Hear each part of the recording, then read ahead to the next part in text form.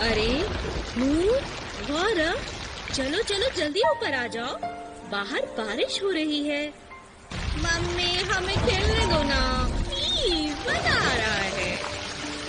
और कहानी कौन सुनेगा? ये मम्मी, आज आप कौन सी कहानी सुनाओगे? आओ मेरे साथ बैठो।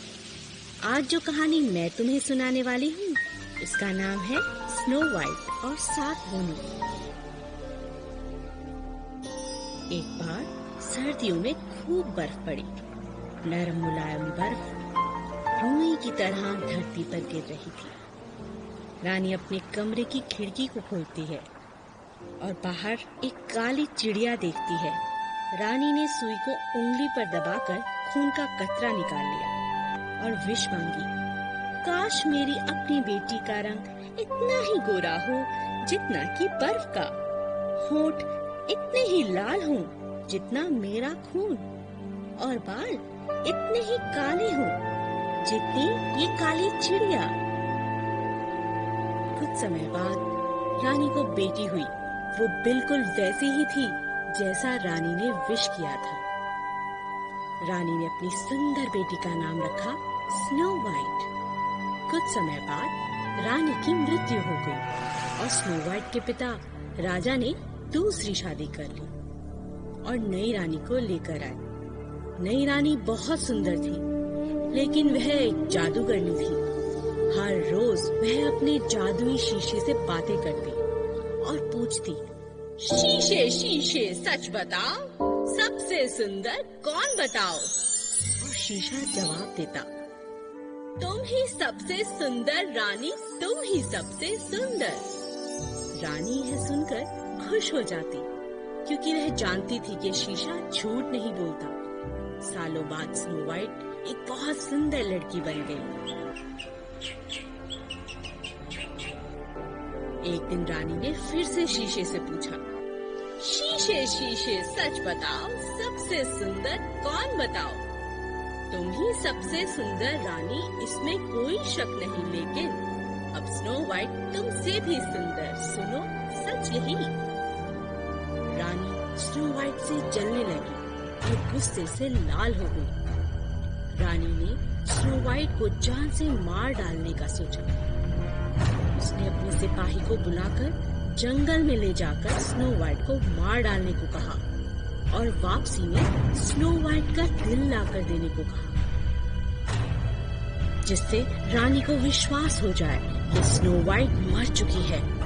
सिपाही स्नो वाइट को लेकर जंगल में चला गया और उसे मारने के लिए बड़ा सा चाकू निकाल लिया। स्नो वाइट डर गई और सिपाही के सामने गिड़गिड़ाने लगी। सिपाही को स्नो वाइट पर दया आ गई, लेकिन रानी से भी डरते थे। मैं तुम्हें नहीं मार सकता, सिपाही ने कहा, लेकिन मैं तुम्हें वापस राजमहल लेकर नहीं जा सकता। मैं तुम्हें यहीं जिंदा जंगल में छोड़ देता हूँ, लेकिन वादा करो तुम वापस महल कभी नहीं आओगी। स्नो वाइट ने सिपाही की बात मान ली। सिपाही स्नो वाइट को जंगल में अकेला छोड़ चला गया और रास्ते में एक हिरन का शिकार कर उसका दिल लेकर रानी के पास पहुंचा। रानी को कहा कि यह स्नो वाइट का दिल है। स्नो वाइट जंगल में अकेली भूखी प्यासी भटकने लगी। चलते चलते उसने एक छोटा सा घर देखा।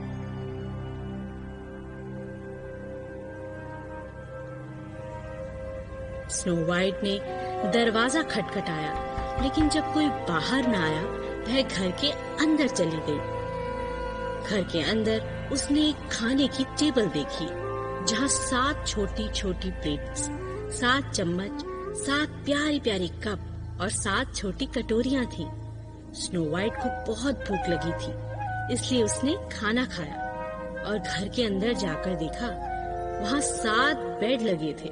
स्नो वाइट बहुत थक चुकी थी, इसलिए वह बेड पर लेटते ही सो गई। ये घर था 7 बोनों का, जो हर रोज पास के खान में जाकर हीरे ढूंढते थे।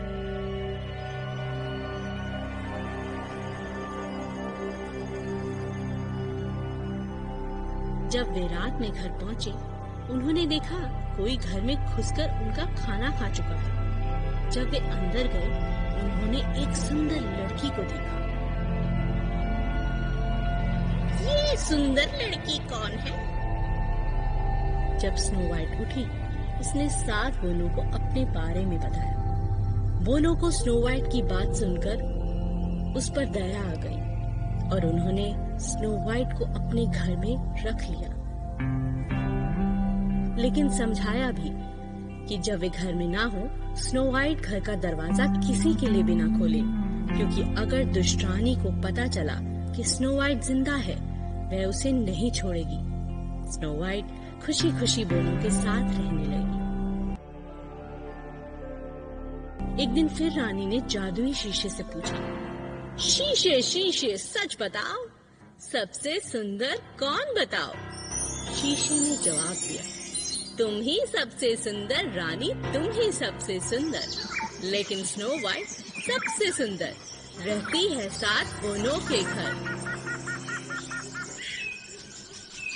रानी गुस्से से पागल हो गई और समझ गई कि सिपाही ने उसे धोखा दिया है।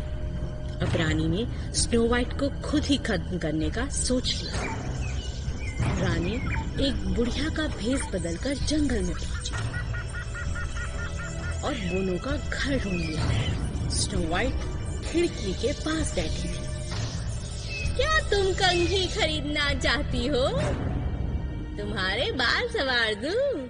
आओ। स्नो वाइट बोनों की बात भूल चुकी थी।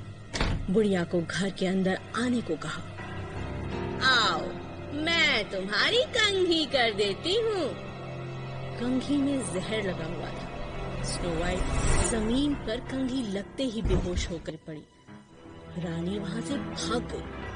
कंघी को स्नो वाइट के बालों में लगा छोड़ दिया। जब बोने काम से वापस लौटे, उन्होंने स्नो वाइट को बेहोश देखा। स्नो वाइट पर पानी डाला और कंघी को बालों से निकाल दिया। स्नो वाइट ने पूरी घटना बोनों को बताई। बोनों को लगा कि जरूर ये दुष्ट रानी ही है।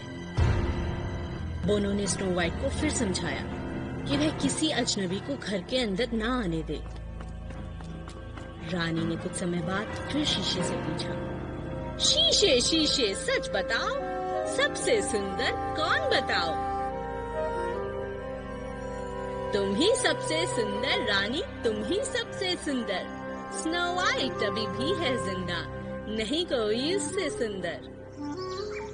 रानी ने सोच लिया, इस बार वो स्नो वाइट को हर हाल में मार डालेगी। रानी फल बेचने वाली का भेष बदल एक बार फिर जंगल में पहुंची। उसके पास बहुत से सेब थे और सबसे ऊपर जहरीला सेब था। सेब ले लो, सेब ले लो, ताजे ताजे सेब ले लो। स्नो वाइट ने दरवाजा नहीं खोला, पर वह खिड़की के पास जाकर देखने लगी। दिखाओ, कैसे है तुम्हारे सेब? खाकर देखो प्यारी लड़की, ये बहुत स्वादिष्ट हैं, बहुत ही मीठे हैं। स्नो वाइट ने जैसे ही जहरीला सेब खाया, वह जमीन पर गिर पड़ी। रानी हंसती हंसती वहां से चली गई।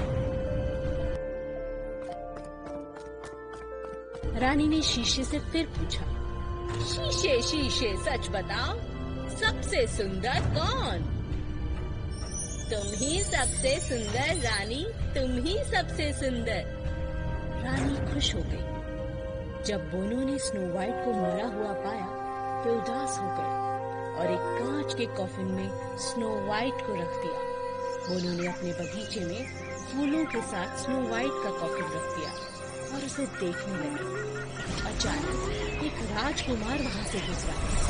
जब उसने स्नो वाइट को देखा, उसे देखते ही स्नो वाइट से प्यार हो गया। राजकुमार ने बोनों से कहा, वह स्नो वाइट को अपने साथ तो नहीं ले जा सकता, क्या वो उसे किस कर सकता है? बोने मान गए। राजकुमार ने जैसे ही स्नो वाइट को किस किया, सारा जहर गायब हो गया और वह जिंदा हो गई।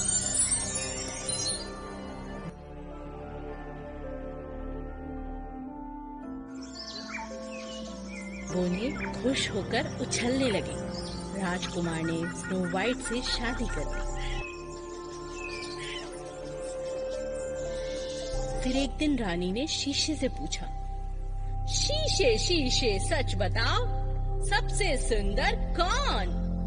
तुम ही सबसे सुंदर रानी, तुम ही सबसे सुंदर। लेकिन रानी स्नो वाइट तो है सबसे सुंदर। दुष्ट रानी ने गुस्से में आकर शीशे को तोड़ दिया।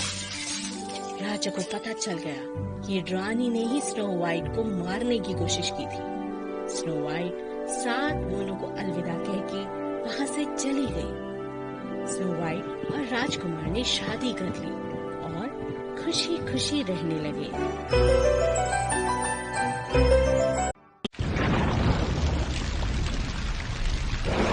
अरे